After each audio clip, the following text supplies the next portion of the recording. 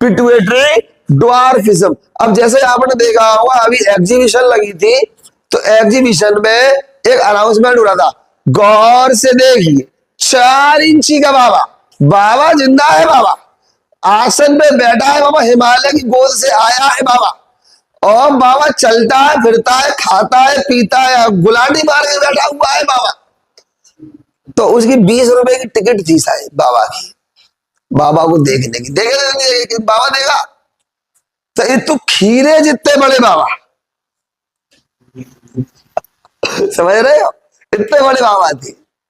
और आदमी एकदम वो भाई बैठे हुए थे, और कोई होगा मोना ऐसा ही, हम बताएं तुम्हें, पिट्यूटरी ड्वार्फिज्म की वजह से छोटा रह गया, जीएच निकला नहीं, जीएच निकला नहीं, जब जीएच निकला नहीं तो हाइट बढ़ी नहीं, इतना बड़ा बाबा।